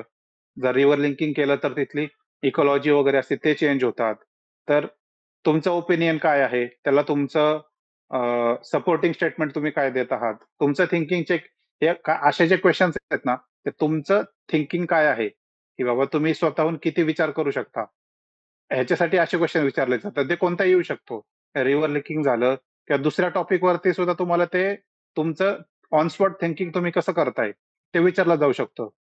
तर त्यासाठी हे क्वेश्चन विचारले जातात. तर तुम्ही थिंक काय करता, तुम्ही तुमचं जे आन्सर देता ना त्याला सपोर्टिव्ह स्टेटमेंट देत जा की त्याच्यामुळं ही गोष्ट होईल किंवा हे केल्याने हा फायदा आहे, हा तोटा आहे. हे हे जास्त एक्सपेक्टेड असते तिकडे.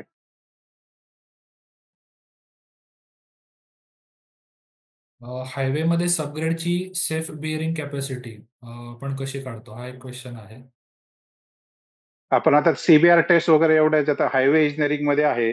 तुम्ही design of flexible pavement, design of rigid pavement हे पूर्ण थरोली रीड करा. त्याच्यामध्ये प्रत्येक गोष्ट लिहिली, प्रत्येक सबग्रेडची कशी करायची, त्याच्यावरती जी क्रस्ट असते प्रत्येक लेअरची कॅपॅसिटी कशी फाइंड करायची, त्याची थिकनेस किती द्यायचा, ॲज ए ट्रायॲक्सल टेस्ट आहे.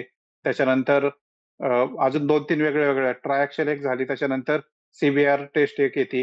3-4 टेस्ट आहेत बऱ्याच, ते सगळं तुम्हाला बुकमध्ये दिलेलं आहे. ते डिझाईन ऑफ फ्लेक्झिबल पेमेंट आणि डिझाईन ऑफ रिजिड पेमेंट हे एकदा थरली रीड करून जावा, सगळी इन्फॉर्मेशन आहे त्याच्यामध्ये.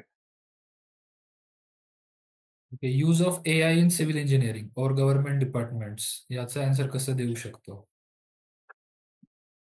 ह्याच्यामध्ये बेसिकली एआय काय काय करतं, तर त्याच्यानुसार तुम्ही जे एक्सेल शीट्स असतील, एस्टिमेट बनवण्याचा असेल वगैरे, तर तुम्ही एखादा प्रोग्राम फीड केला. आता बेसिकली काय करतोय आपण, एस्टिमेट मॅन्युअली बनवतोय. हेच जरासं एआय ची टेक्नॉलॉजी जर अजून तेवढी नाही डेव्हलप झाली, की तेवढं डेव्हलप झाली, तुम्ही फक्त त्याला कमांड्स दिल्या की बाबा ह्या लेनसाठी मला रोड एस्टिमेट्स म्हणजे फ्लेक्झिबल पेमेंटचं एस्टिमेट पाहिजे, रिजिड पेमेंटचं एस्टिमेट पाहिजे. तर एआयने जर आपल्याला एस्टिमेट बनवायचा अर्धा एक तास लागतो, एआय 2 मिनिटात एस्टिमेट बनवून देईल तुम्हाला. किंवा म्हणजे अशा प्रकारे तुम्ही सांगू शकता त्याचं.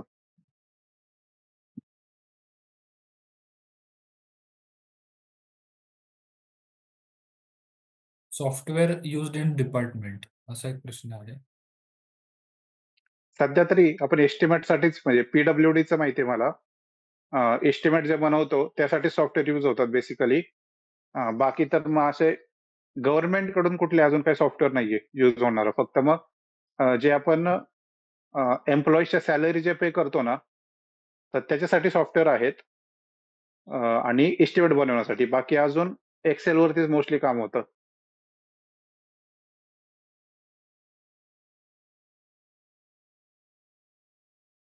ते एस्टिमेट आपण बेले म्हणून एक आहे. ते प्रत्येक रिजन वाईज वेगळं सॉफ्टवेअर आहे. म्हणजे प्रत्येक जिल्ह्यानुसार, आता मी सांगलीला वर्क केलं होतं, पुण्याला केलंय. तर तिकडं बेले म्हणून यूज करतात, कुठं आयनो यूज करतात. हे प्रत्येक जिल्ह्यानुसार तिथल्या लोकल लेव्हलचं वेगळं वेगळं सॉफ्टवेअर यूज करतात. व्हॉट इज ISO PWD, असा एक क्वेश्चन आहे. आणि जॉईंट इन्स्पेक्शन रिपोर्ट मध्ये काय काय असतं पीडब्ल्यूडी मध्ये?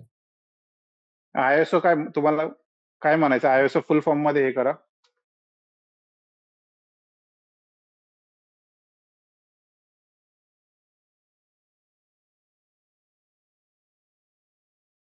आयएसओ तुम्हाला म्हणायचं काय? ठीक आहे सर, त्याच्या आधीचा प्रश्न घेऊयात आपण. जॉईंट इन्स्पेक्शन रिपोर्ट मध्ये काय काय असतं पीडब्ल्यूडी मध्ये? म्हणजे तुम्ही कशाच्या इन्स्पेक्शनला गेला ते असतं. म्हणजे फॉर एक्झाम्पल ब्रिज नवीन कन्स्ट्रक्ट करायचं असेल तर त्याचं इन्स्पेक्शन होतं. तिथे executive engineer, deputy engineer, JE वगैरे जातात. तर तिकडचे पूर्ण डिटेल्स येतात की स्पॅन किती आहे ब्रिजचा, रिव्हर कोणती आहे, खालची बेड सॉइलचा स्ट्रेटा कसा आहे, म्हणजे रॉक आहे, ब्लॅक कॉटन सॉइल आहे का मुरुम आहे, त्याच्याबद्दल सगळी माहिती येते. त्या रिव्हरचा डिस्चार्ज किती आहे, किती मंथ्सला असतो. ओव्हरऑल तिथं जी तिथली जी पण सगळी माहिती आहे ती त्या इन्स्पेक्शन रिपोर्टमध्ये येते. आणि बेसिकली आपण जे एक्झिक्युटिव्ह इंजिनियर फाउंडेशन पासिंगला जातात, तर हार्ड स्ट्रेटा किती डेप्थला लागतोय ते ते सर्वात इम्पॉर्टंट पॉईंट असतो, तो मेन्शन केला जातो इन्स्पेक्शन रिपोर्टमध्ये, कारण की त्या लेवलपर्यंत आपल्याला फाउंडेशन रेस्ट करायचं असतंय. बेसिकली हे असते सगळं इन्स्पेक्शन रिपोर्टमध्ये. नंतर तो जो ISOचा क्वेश्चन होता, तर त्याचं असं आहे की ISO PWD ची चेकलिस्ट फॉर मेंटेनन्स असं त्यांना विचारायचं आहे. Checklist for maintenance. तुमचा क्वेश्चन नाही समजला अजून, तुम्हाला विचारायचं काय नक्की? म्हणजे ती चेकलिस्ट काय असते असं त्यांनी वरती विचारले. ISO PWD काय असतं असं विचारले, आणि खाली त्यांनी दिलेलं आहे की चेकलिस्ट फॉर मेंटेनन्स PWD ची काय असते. चेकलिस्ट काय बघा, ते फक्त तुमचे जे जे खड्डे भरलेत का वगैरे. तुम्ही आता वर्किंग काय जेई आहे का? जर जेई असतील तर त्यांना माहिती असेल, साईटवर गेल्या बाबा जे जे गोष्टी असतात खड्डे म्हणजे चेकलिस्ट होती, खड्डे भरलेत का, साईडला गटर्स साफ केले का, साईड शोल्डर्स फिल केलेत का, ते थर्मोप्लास्टिक पेंट असतात ते दिलेत का. मग ते ओव्हरऑल जे काम असतं ते सगळं झालंय का, त्याची चेकलिस्ट असते पूर्ण.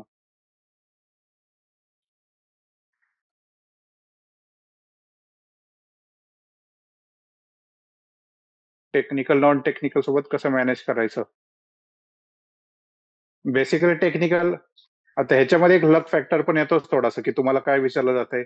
तरी टेक्निकल मध्ये तुम्ही बेसिक जे आहे तुमचा जिल्हा, तुमच्याबद्दल स्वतःचं, तुमचे स्कूल कॉलेज, त्याबद्दल तरी बेसिक बेसिक करून जावा. एकदम डीप मध्ये जाऊन जर क्वेश्चन्स नाही आले तर ठीक आहे, पण ऍटलीस्ट बेसिक आले पाहिजे. आणि टेक्निकल नॉन टेक मध्ये आणि टेक्निकलला सुद्धा हेच आहे, बेसिक कन्सेप्ट जे आहेत ते तुम्हाला माहिती असले पाहिजे, हे एक्सपेक्टेड आहे तुमच्याकडून. SQM आणि स्काडा याच्याबद्दल सांगा म्हणते. स्काडा म्हणजे आपण डायरेक्ट हे होतं त्याच्यामध्ये, म्हणजे जे पण साईटवरती ऍग्रिगेट सिमेंट किती यूज होतंय ते लिंक केलेलं आहे आपण वेबसाईटला. तर आपण ऑफिसमध्ये बसून सुद्धा बाबा कॉन्ट्रॅक्टर किती सिमेंट टाकतोय, किती वाळू टाकतोय, किती खडी टाकतोय, ऑफिसमध्ये बसून सुद्धा आपल्याला समजतंय. तर हे स्काडा सिस्टीममुळे आता म्हणजे पॉसिबल झाले, म्हणजे जे पण साईटवर होते ते ऑनलाईन डायरेक्ट अपलोड होऊन जातं.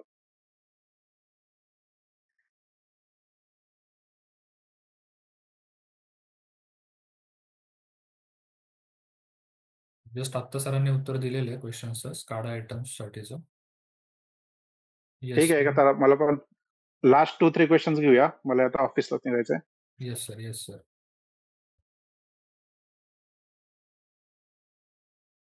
Green building and initiative in PWD हा एक आपण क्वेश्चन घेऊयात, नवीन क्वेश्चन आहे. ग्रीन बिल्डिंग ह्याचं क्वेश्चन तुम्ही एकदा वेबसाईटला जावा, पूर्ण तुम्हाला आपल्या पुण्यामध्ये सुद्धा आता ग्रीन बिल्डिंग कन्स्ट्रक्ट केलेली आहे पीडब्ल्यूडीनी. तर पूर्ण वेबसाईट वरती माहिती दिलेली आहे, तर ती तुम्हाला भेटून जाईल तिकडे पीडब्ल्यूडी वेबसाईट वरती. What strategy help you to get rank 1. तर मोस्टली तर मला डिसिप्लिनच वाटते. तुम्ही रोज रेग्युलरली टाइम टेबल फॉलो करून अभ्यास करत राहा, त्या पद्धतीने डिसिप्लिन ठेवले की सगळं होऊन जातंय. डिसिप्लिन आणि हार्डवर्क पूर्ण सगळं कव्हर करा 100%. तुम्हाला जो काही वाटतंय हा क्वेश्चन येऊ शकतो का, करून जावा. बेसिकली ते सगळं कव्हर करायचा प्रयत्न करा, की बाबा एकही क्वेश्चन सुटला नाही पाहिजे. तसं पॉसिबल होत नाही, पण ऍटलिस्ट तुम्ही ट्राय तर करा. जितकं जास्त कव्हरेज करता येईल तेवढे तुम्हाला मार्क्स जास्त पडणार आहेत. कधी कधी कमी कव्हरेज मध्ये सुद्धा जास्त मार्क्स पडतात, कारण की इंटरव्ह्यू मी तुमचा हार्डली अर्धा तास चालतो. अर्ध्या तासात जे क्वेश्चन विचारतात कधी कधी आपल्याला येतं तेच विचारलं जातंय. कधी आपण अभ्यास खूप केलेला असतो, पण जे विचारतंय ते आपल्याला येत नसतंय. तर थोडासा लक फॅक्टर पण आहे. तर ह्याच्यासाठी उपाय काय, तर कव्हरेज वाढवणं. तुम्ही जितकं जास्त एरिया कव्हर करत राहणार तेवढी प्रोबॅबिलिटी तुमची आन्सर देण्याची वाढत राहणार. बेसिकली हेच आहे, जितकं जास्त अभ्यास करतील तेवढं करून जावं आता.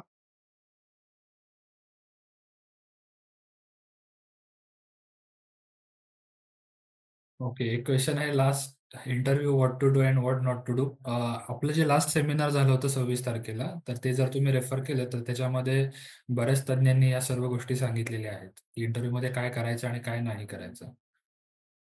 ठीक आहे, last question, technical question please.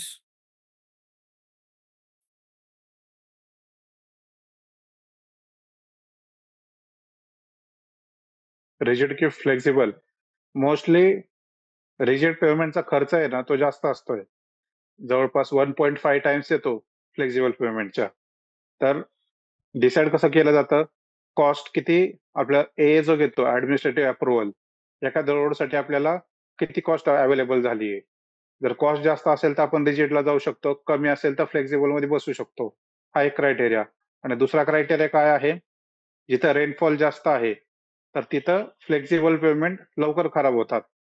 कारण की ब्युटीमेन आणि water they are enemies of each other. तर जिथं रेनफॉल जास्त आहे तिथं आपण कॉन्क्रीट रोड शक्यतो प्रेफर करतो. ठीक आहे, एक लास्ट क्वेश्चन घेऊया.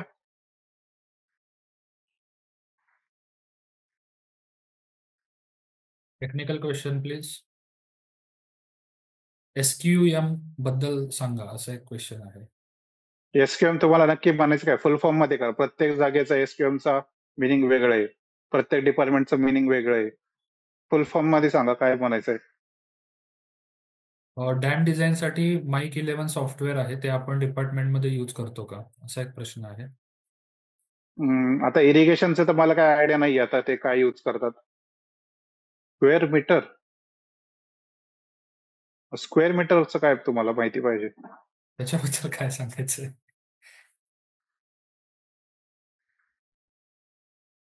तिथं युनिट झालं ना मेजरमेंटचं, स्क्वेअर मीटर.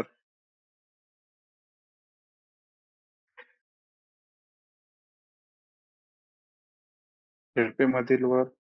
ठीक आहे, तुम्हाला ओव्हरऑल समरी सांगतो. बेसिकली जे जॉब करत आहेत त्यांनी जॉब रिलेटेड माहिती करून जावा. तुम्हाला वाटत असेल हा क्वेश्चन विचारला जाऊ शकतो का, तर तो करूनच जावा. मग काय सोडायचं कशाला? जर तुम्हाला वाटलं नाही विचारलं तर काय. त्याच्यामुळं ज्यांच्याकडे अजून टाइम आहे, शेड्यूल नाही आलेलं, तुमचे 50% क्वेश्चन तर तुम्हाला माहितीच आहेत की बाबा तुम्ही स्वतःलाच विचारू शकता तुम्ही कुठे जॉब करता, तर त्याबद्दल काय काय येतील तुम्ही स्वतःची जे लिस्ट तयार करा, ते सगळे प्रिपरेशन करून जावा. ज्यांचं एमटेक झालेलं आहे त्यांनी एमटेकचे प्रोजेक्ट, परत एमटेकचं जे स्पेशलायझेशन जे पण असेल सॉइल मेकॅनिक्स मध्ये किंवा स्ट्रक्चर, एन्व्हायरमेंटल, तर ते सब्जेक्ट चांगले करून जावा. जे लोक जॉबला आहेत इरिगेशन किंवा पीडब्ल्यूडी, त्यांचे डिपार्टमेंट काय काम करत आहेत, हायरार्की मिनिस्टर वगैरे कोण आहेत, ती सगळी माहिती करून जावा. आणि जी लोक फुल टाइम प्रिपरेशन करत आहेत तर तुम्ही मोस्टली जे हायरार्की जी सांगितली, पहिलं इरिगेशन, हायवे, हायड्रोलॉजी हे सब्जेक्ट करा, त्याच्यानंतर एन्व्हायरमेंटल, आरसीसी हे सब्जेक्ट करा, मग असे फ्लुइड मेकॅनिक्स, असे एक सिक्वेन्स बनवून इम्पॉर्टन्स वाईज तुम्ही स्टडी करून जावा. आणि अजून एक मला सांगायचं आहे, म्हणजे लास्ट टाइम इंटरव्ह्यू घेतलं होतं तेव्हा काहीतरी एक कॅन्डिडेट त्यांनी 5 वर्ष प्रिपरेशन केली ती काहीतरी, आणि त्याचा जॉब नव्हता लागला. तर त्यांनी सांगताना सांगितलं मी 3-4 वर्ष असिस्टंट प्रोफेसर म्हणून मी काम केलं, म्हणजे शिकवलं कॉलेजमध्ये. तर कुठला सब्जेक्ट विचारता, हायवे. तर त्याला मग त्याने ते ब्लफ केल्यामुळे काय झालं, एक्सपेक्टेशन अशा होतात की तुम्ही हायवे शिकवलं तर हायवे बद्दल तुम्हाला एकदम डीप मध्ये जाऊन तुम्हाला सगळं माहिती पाहिजे, पण त्याला ते काहीच येत नव्हतं. तर जर तुम्ही प्रिपरेशन करत आहात आणि 4 वर्षापासून जर सिलेक्शन नाही झालं, तर तुम्ही ते सांगा, सर मी प्रिपरेशन करत आहेत आणि माझं अजून म्हणजे सिलेक्शन नाही झालेलं. त्याने काय तुमचा निगेटिव्ह इम्पॅक्ट नाही पडत. ते माहिती आहे की सर आपलं ऍव्हरेज टाइम जर बघितला तर तेवढा जातोच मग प्रिपरेशन मध्ये, 2-4 वर्ष, 4 वर्ष, आणि कधी कधी नाही होत सिलेक्शन आपलं.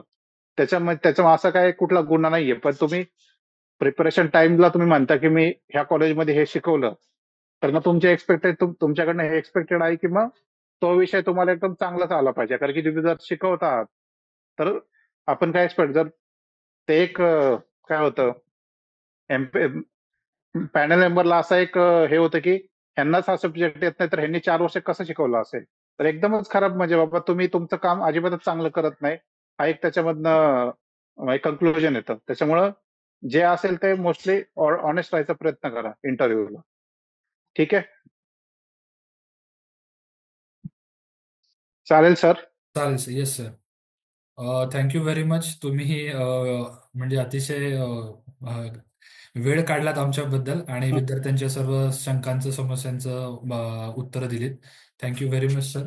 Okay okay, thank you. ठीक आहे, चालेल sir. Thank you very much. Okay, yes, चल. ठीक आहे. आपण आता जे आपलं सेशन झालं तर त्याचा आपण थोडंसं रिव्ह्यू घेऊयात. सगळ्यात महत्त्वाची गोष्ट, बऱ्याचशा विद्यार्थ्यांचे क्वेश्चन्स असे आलेले आहेत की सर असा प्रश्न विचारला तर काय करायचं? फॉर एक्झाम्पल करप्शन आहे, त्याचं उत्तर कसं टॅकल करायचं? किंवा एअर पोल्युशन आपण कमी कसं करायचं? किंवा जर तुम्ही डिपार्टमेंटमध्ये गेलात तर डिपार्टमेंटमध्ये तुम्ही सुधारणा कशा पद्धतीने घडवून आणाल? अशा प्रकारचे क्वेश्चन टॅकल करण्यासाठी गो टू द बेसिक्स. तुम्हाला कुठलंही खूप मोठं असं चमकोगिरी असणारं उत्तर द्यायचं नाहीये, पण अतिशय सिंपल सिंपल गोष्टींवरून तुम्ही उत्तरं देऊ शकता. इथे तुम्हाला रेडीमेड उत्तर जर तुम्ही अपेक्षित करत असाल तर तुम्ही फसाल. त्याच्यामुळे अशा प्रकारचे प्रश्न जर तुम्ही ट्रान्सक्रिप्टमध्ये वाचलेत किंवा तुम्हाला कुठेतरी जाणवलेत की असे प्रश्न विचारले जातात, तर या प्रश्नांबद्दल स्वतः विचार करा आणि स्वतः थोडीशी तयारी करा. कारण की याच्यामधून काउंटर क्वेश्चन्स तयार होतात आणि जर तुम्ही स्वतः विचार केलेला असेल तर त्या काउंटर क्वेश्चन्सना तुम्हाला डील करणं सोपं जातं. पण जर तुम्ही कुठलं तरी रेडीमेड उत्तर पाठ करून आलेला असाल आणि काउंटर क्वेश्चन आला, तर मग आपल्याला त्याचं उत्तर द्यायला जमत नाही आणि मग अशा वेळेस जर उत्तर देता आलं नाही, तर मग पॅनल पुढे थोडंसं निगेटिव्ह इम्प्रेशन जातं. त्याच्यामुळे असे जे जनरल क्वेश्चन्स आहेत किंवा पास आउट झाल्यानंतर मी 4-5 वर्ष तयारी करतोय किंवा मी मध्ये युपीएससी आणि एमपीएससी सिव्हिल सर्व्हिसेसचा अभ्यास करत होतो. पण मी 2022ला अभ्यासाला सुरुवात केली एमईएसच्या आणि मग आता मी इंटरव्ह्यूला आलेलो आहे. तर मग अशा वेळेस काय उत्तर द्यायचं? तर बी फ्रँक. आपण जो विचार करतोय, जे प्लेन उत्तर आहे ते सांगण्याचा प्रयत्न करा. इथे कुठेही जास्त जर तुम्ही ब्लफ केलं तर तुम्ही अडचणीमध्ये येऊ शकता. याच्यामुळे try to keep it as simple and as plain as possible. Counter question आला तर टॅकल करता आला पाहिजे, हे एक आपल्या डोक्यात असलं पाहिजे. दुसरी गोष्ट म्हणजे बऱ्याच विद्यार्थ्यांचं असं आहे की अ, ते इंटरव्ह्यूमध्ये उत्तरं द्यायला घाबरतायत. उत्तर द्यायला का घाबरतायत? येस, मला एक क्वेश्चन विचारला जातोय की रेकॉर्डेड भेटेल का? आपल्या YouTube जी साईट आहे त्याच्यावरती हे सगळं काही ऑलरेडी रेकॉर्ड होतं. आपलं जे मागचं सेशन आहे ते पण आपण तिथे टाकलेलं आहे आणि आजचं जे सेशन आहे ते सुद्धा तिथे अपलोड केलं जाईल. सो त्याच्यामुळे काही काळजी करू नका. हे जे सेशन आहे हे तुम्हाला YouTubeवरती अवेलेबल होईलच. हां, सो जर तुम्हाला क्वेशन विचारला जातोय, तर तुम्ही काही वेळेस काय करता, की तुम्हाला त्या गोष्टीची माहिती असते, पण तुम्ही उत्तर द्यायला टाळाटाळ करता. कारण की तुम्हाला असं वाटतं, की त्याच्यातून काउंटर क्वेश्चन येईल. तर असं करू नका. इंटरव्ह्यू थोडासा खुला पण पाहिजे. समोरच्या माणसाला वाटलं पाहिजे, की हां, याला आपण एखादा क्वेशन विचारू शकतो किंवा याला आपण काउंटर क्वेशन किंवा सब क्वेशन विचारू शकतो. सो माहीत असताना पण बऱ्याच जणांनी उत्तरं दिलेली नाहीत किंवा एखादा टॉपिक सरळ-सरळच अव्हॉइड केलेला आहे. नाही येत, नाही येत, नाही येत. असं जर तुम्ही सरळ नाही येत म्हणून 5-6 उत्तरं सांगितली, म्हणजे विचारही केला नाही किंवा त्याच्यावरती एफर्ट्स घेतोय असंही दाखवलं नाही, तर पॅनल पुढे इम्प्रेशन जातं की याला उत्तरं सांगायचीच नाहीयेत. असं एक इम्प्रेशन जाऊ शकतो. लक्षात घ्या, 5-6 उत्तरं न देणं हे चांगली गोष्ट आहे किंवा चांगली गोष्ट म्हणण्यापेक्षा आपण असं म्हणू की इट इज ॲक्सेप्टेबल, कारण की प्रत्येकाला सर्व गोष्टी माहिती असतात असं नाही. पण विदाऊट एनी इंटरेस्ट नाहीच येत, नाहीच येत, नाहीच येत असं सांगणं हे चुकीचं आहे. लक्षात घ्या, या 2 गोष्टींमध्ये फरक आहे. आपल्याला जी योग्य गोष्ट आहे म्हणजे थोडासा विचार करतोय, थोडेसे एफर्ट्स घेतोय आणि मग नाही येते किंवा मला आठवत नाहीये, अशा प्रकारे उत्तर सांगण्याचा आपल्याला प्रयत्न करायचा आहे. त्यानंतर बऱ्याच जणांचे खूप सिंपल, सिंपल क्वेशन्स आहेत की फ्लेक्सिबल पेमेंट किंवा इतर बाकीचे जे काही छोट्या-छोट्या गोष्टी आहेत की वॉटर ट्रीटमेंट बद्दलचे क्वेशन्स असतील, तर हे कसं करायचं? तर लक्षात घ्या, ॲप्लिकेशन बेस्ड क्वेशन्स हे विचारले जात आहेत. म्हणजे तिथे डायरेक्टली तुम्हाला डेफिनिशन विचारली जाईल किंवा नाही पण जाणार. पण ॲप्लिकेशन बेस्ड क्वेशन्स हे तुम्हाला विचारलेच जात आहेत. जेव्हा तुम्हाला क्वेशन विचारला जातो, की ॲज अ सिव्हिल इंजिनिअर म्हणून तुम्ही एअर पोल्युशन कसं कमी कराल? तर याचा थोडासा विचार करा. आपण 4 वर्षामध्ये काय-काय अभ्यास केलाय? या प्रत्येकाचा कुठेतरी आपल्याला युटिलायझेशन करता येऊ शकतं. आपण जे काही सब्जेक्ट्स वाचलेले आहेत. एअर पोल्युशन म्हटलं की फक्त एन्व्हायर्नमेंटलवरतीच तुम्ही जाऊ नका. बाकीचे पण सब्जेक्ट्स आहेत, की ज्याचा वापर आपण पोल्युशन कमी करण्यासाठी करू शकतो किंवा डिपार्टमेंटमध्ये येऊन तुम्ही काय सुधारणा कराल? थोडासा विचार करा, की आपले गुण कोणते आहेत? आपण आपल्या गुणांचा वापर कुठे कसा करू शकतो? किंवा आपण आपल्या गुणांचा वापर करून आजूबाजूच्या ॲटमॉस्फिअरमध्ये काही पॉझिटिव्ह चेंजेस करून आणू शकतो का? घडवून आणू शकतो का? याचा व्यवस्थित विचार करा. हे जर तुम्ही कराल, तर तुमच्यासाठी खूप चांगलं आहे. रेडीमेड उत्तरं जर शोधत बसाल, तर काउंटर क्वेशन आल्यानंतर मग आपल्याला थोडीशी सिच्युएशन हँडल करणं डिफिकल्ट जाऊ शकतं. आणि सगळ्यात महत्त्वाची इंटरव्ह्यूमध्ये असणारी सगळ्यात महत्त्वाची गोष्ट ती म्हणजे तुमचा कॉन्फिडन्स. तुमचा कॉन्फिडन्स इंटरव्ह्यूमध्ये दिसला पाहिजे. तुमचा confidence as a government officer म्हणून तुम्ही इंटरव्ह्यूला जात आहात. तुम्ही इंटरव्ह्यू तो फेस करत आहात. तुम्हाला गव्हर्नमेंट ऑफिसर म्हणून सिलेक्शन हवं आहे. हा कॉन्फिडन्स तुमच्यामध्ये दिसला पाहिजे. Confidence is the key. कुठल्याही कॉम्पिटेटिव्ह एक्झामिनेशनमध्ये कॉन्फिडन्स इज द की, हे कायम लक्षात ठेवा. इमॅजिन करा, पॅनल समोर बसलेला आणि एखादा घाबरलेला मुलगा आतमध्ये जातोय, घाबरलेली मुलगी आतमध्ये जाते. पॅनल पुढे अर्थातच असं इम्प्रेशन जातं की हा एवढा का घाबरलाय, ठीक आहे. आणि मग त्याला सूद करण्यामध्ये पहिली 3-4 मिनिटं पॅनलला तिथे घालवावी लागतात किंवा स्पेंड करावी लागतात. बेटर कॉन्फिडंट राहा, तुमची उत्तरं ऑटोमॅटिकली चांगली येतील. कॉन्फिडंट राहिल्यामुळे आपला ब्रेन सुद्धा ऍक्टिव्ह राहतो आणि मग जे ऍप्लिकेशन बेस्ड क्वेश्चन्स आहेत किंवा तुमच्या पर्सनॅलिटीवरती जे क्वेश्चन्स विचारले जातात, त्या क्वेश्चन्सची उत्तरं सुद्धा तुम्ही खूप स्मार्टली देऊ शकता. इथे आणखी 1-2 क्वेश्चन्स आलेले आहेत की एकतरी मॉक दिला पाहिजे का किंवा सेल्फ प्रिपरेशन ओके आहे. तर माझं असं म्हणणं आहे की ऍटलिस्ट तुम्ही 3 ते 4 मॉक तरी दिले पाहिजेत. कारण की तुम्ही जर पहिल्यांदा इंटरव्ह्यूला सामोरे जात आहात कुठल्याही प्रकारच्या, तर म्हणजे आपण जे मॉक कंडक्ट केले होते, तर त्याच्यामध्ये आम्हाला असे अनुभव आले की समोरचे कॅन्डिडेट्स भीतीने घाबरतायत किंवा म्हणजे थरथर कापतायत. काही जण रडतायत, असे आम्हाला अनुभव आलेले आहेत. आणि ही भीती तुमची तोपर्यंत बाहेर जाणार नाही जोपर्यंत तुम्ही मॉक इंटरव्ह्यू फेस करत नाही. कारण की 3 अननोन लोक आपल्या पुढे बसलेली आहेत, जे अतिशय एक्सपर्ट आहेत, प्रत्येक जण त्यांच्या त्यांच्या फील्डमध्ये. अशांपुढे जाऊन बोलणं ही सुद्धा एक धाडसाची गोष्ट आहे आणि हे धाडस कधी येणार आहे, ज्यावेळेस आपण मॉक इंटरव्ह्यू देऊ.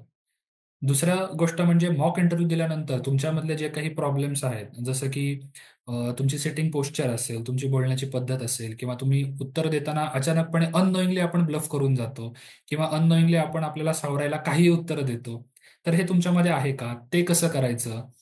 तर अशा वेळेस मॉक इंटरव्ह्यू दिल्यामुळे हा फायदा होतो, की अशी सिच्युएशन टॅकल कशी करायची. हा निश्चितच मॉक इंटरव्ह्यूचा फायदा आहे. त्याच्यामुळे आपण ॲटलीस्ट 3 ते 4 मॉक तरी द्यायला हवेतच, जर तुम्ही फर्स्ट टाईम कुठलाही हा एक गव्हर्नमेंट एक्झामचा इंटरव्ह्यू फेस करत आहात. त्यानंतर what if panel try to lose our confidence by asking difficult question और if someone try to corner you. लक्षात घ्या, पॅनल तुमचं टेम्परामेंट चेक करणार आहे. ठीक आहे.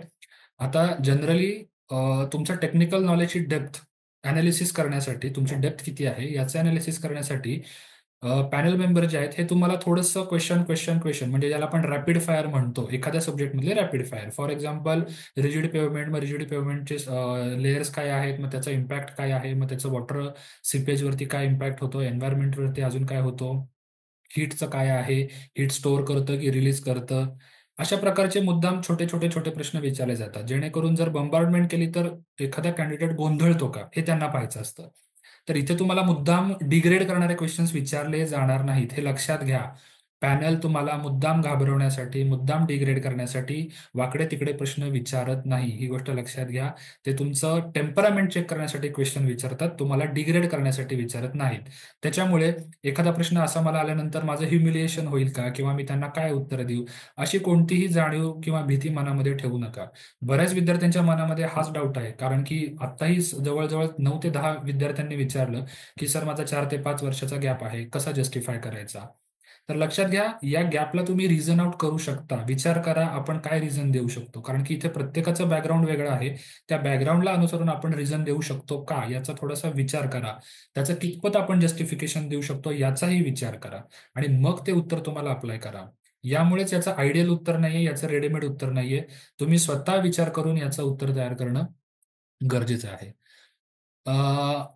एक क्वेश्चन आहे की एका सब्जेक्टवर क्वेश्चन विचारले पण तो सब्जेक्ट नसेल कव्हर झाला स्टडीमध्ये, तर कसं हँडल करायचं. आता लक्षात घ्या, मागाशी जे मी तुम्हाला सांगत होतो की विद्यार्थ्यांची जी पळून जाण्याची हे असते की आता आपण एखादा सब्जेक्ट केलेलाच नाहीये, एखादा सब्जेक्ट केलेलाच नाहीये, तर मग नाही येत नाही येत नाही येत असं आपण ब्लंटली जर सांगितलं तर पॅनलला ते खूप इझिली नोटीस होतं की हा मुलगा किंवा हा विद्यार्थी सिरियसली उत्तर देत नाहीये. तर डिरेक्टली मला नाहीच येते किंवा मी हा सब्जेक्टच केला नाही, हे उत्तर तुम्ही डिरेक्टली देऊ नका. कारण की तुम्ही 4 वर्ष इंजिनिअरिंग पूर्ण केलेलं आहे, त्याच्यानंतर तुम्ही प्रिपरेशन केलेलं आहे, त्याच्यामुळे हा सब्जेक्ट आणि तुम्ही इंटरव्ह्यूला आलेला आहात.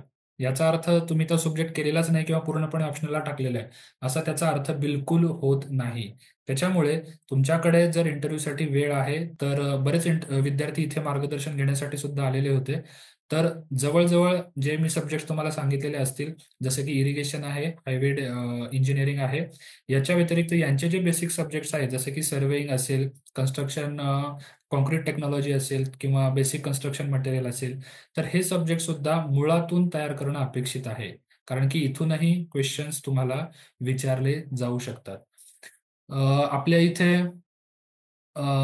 एनलाइट एड्युटेकमध्ये 5 पॅनल मेंबर्स होते आणि याच्यापुढेही आपल्याला असंच मार्गदर्शन मिळत राहील, अशी मी आशा व्यक्त करतो. व्हिडिओच्या माध्यमातून तुम्हाला बऱ्याचशा गोष्टी क्लिअर झालेल्या असतीलच. याच्यापुढेही आपण असे सेशन्स ऑर्गनाईज करणार आहोत. सो टिल दॅट अपेक्षा अशी आहे की तुम्ही तुमची इंटरव्ह्यूची तयारी कराल आणि एक वाक्य कायम लक्षात ठेवा, इंटरव्ह्यूची तयारी म्हणजे कसून तयारी. तुमचं व्यक्तिमत्व कसून तयार करा, तुमचं व्यक्तिमत्व तयार करा, तुमचं टेक्निकल नॉलेज अपडेट करा आणि त्यानंतर तुम्ही मॉक इंटरव्ह्यू द्या आणि तुमच्यातले जे काही वीक पॉइंट्स आहेत त्यांना आयडेंटिफाय करा, त्यांच्यावरती वर्कआउट करा आणि मग तुमच्या सर्वच पर्सनॅलिटीमध्ये सुधारणा करा. ठीक आहे. सो एनलाइट एड्युटेकचा आपला जो यूट्यूब चॅनल आहे त्याची लिंक तुम्हाला तुम्ही यूट्यूबला जरी सर्च केलं तरी तुम्हाला तिथे मिळेल. एनलाइटचे मॉक इंटरव्ह्यूज कधी चालू होणार आहेत असा एक क्वेश्चन आहे. आम्ही लवकरच आमचं शेड्यूल अनाऊन्स करू आणि त्यानुसार तुमचे इंटरव्ह्यूज कंडक्ट केले जातील. जस्ट नाव इथे यूट्यूब चॅनलची लिंक शेअर केलेली आहे, तर त्याच्यावरती तुम्ही क्लिक करू शकता. आपलं जे 26 तारखेला डिटेल सेशन झालेलं होतं की इंटरव्ह्यू कसा फेस करायचा किंवा इंटरव्ह्यूची पूर्वतयारी कशी केली पाहिजे, तर हे एक डिटेल 2 ते 2.5 तासाचं सेशन त्याच्यावरती ऑलरेडी रेकॉर्डेड अवेलेबल आहे. तुम्ही तिथे जाऊन ते पाहू शकता आणि आणखी जे काही तुमचे बेसिक बेसिक डाऊट्स असतात ते तुम्ही तिथून सॉल्व्ह करू शकता. ठीक आहे. सो वी विल येस, तुम्ही आमच्या जो नंबर आहे, जो आपल्या YouTube चॅनलवरती पण दिलेला आहे, तिथे तुम्ही कॉल करू शकता आणि रजिस्ट्रेशनबद्दल चौकशी करू शकता. रजिस्ट्रेशन्स आता आम्ही घेत आहोत, तर तुम्ही निश्चितच त्याच्याबद्दल आमच्याकडे चौकशी करू शकता.